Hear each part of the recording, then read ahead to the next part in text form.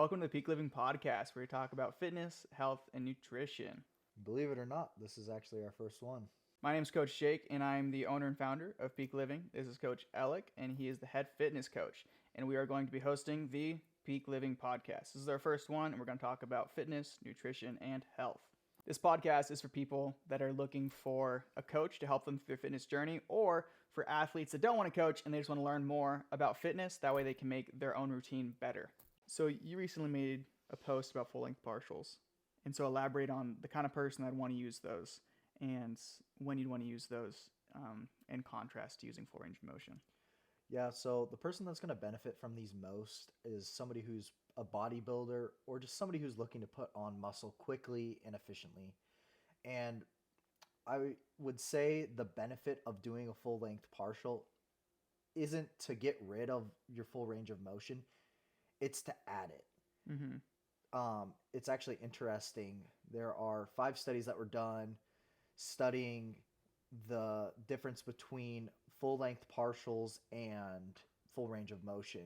And 4 out of the 5 studies actually preferred full-length partials in efficiency when it came to building muscle. Okay.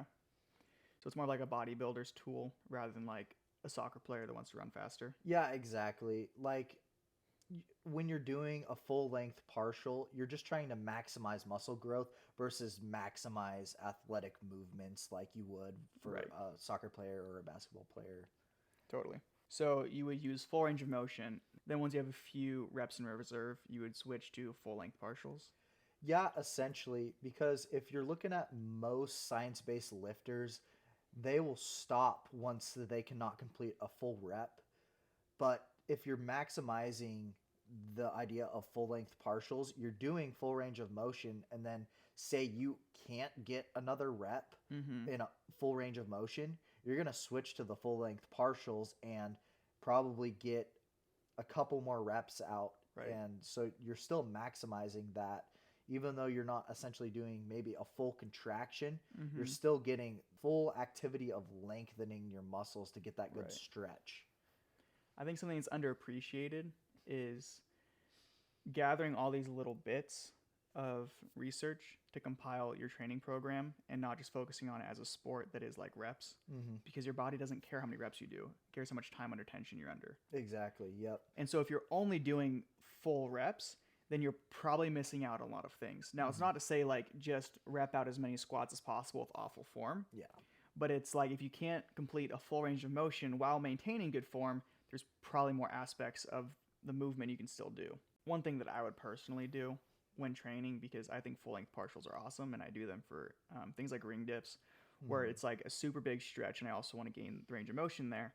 I'll also do eccentric neural grooving, where I do a very slow descent through the movement, and that way the muscle's getting used to the full range of motion, and eccentrics are also incredibly useful when gaining muscle, but incredibly useful when you're trying to gain neurological capacity or neurological control of that range of motion.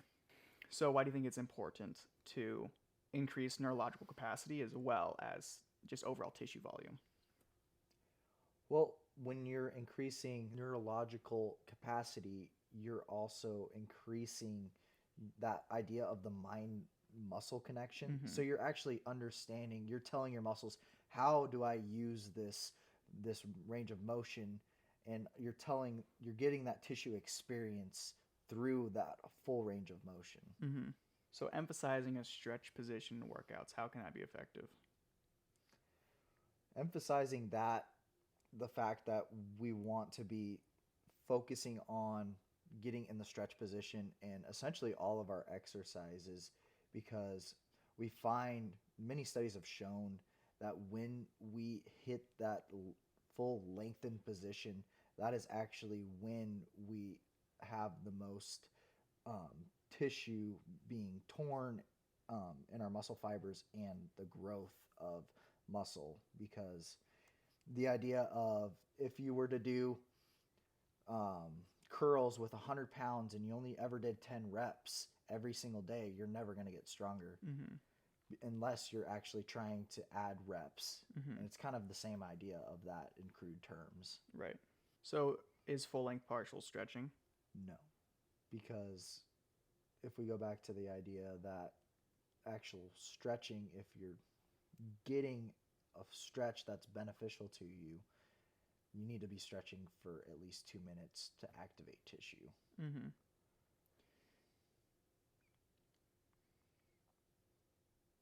So the idea of full-length partials is that you get to the end range of motion, and then you're slowly teaching your nervous system that I can use this range of motion as you're getting to a slight stretch, probably a level 4 out of 10, nothing intense, but it definitely is still a stretch, and then you're coming right back out of it without spending much time there. Yeah. And so your tissue is at its longest form that it can be at the current moment with its current state of flexibility, and then fully contracting so you get the largest contraction. Mm-hmm. So how could the everyday person apply this to their workouts? If you were doing it every day, the way I would personally do it, say we're doing push-ups and you're going down and then all the way up. Say I can do 10 push-ups. Mm-hmm. Great. I can't do another full rep push-up, but I can do, say, 2 or 3 more full-length partial push-ups. I'm making sure that on my descent, I'm getting that good stretch in my chest and in my triceps, and then going up just enough to get a contraction and actually activate those muscles. Right. So you're just pushing it to a further degree of failure. Exactly, yes. Yeah. If you found this helpful, then go ahead and share this with somebody else that might find this helpful. And if you have any questions you'd like us to expound on here, DM me at Coach Jake Gold or at EC_outdoors40.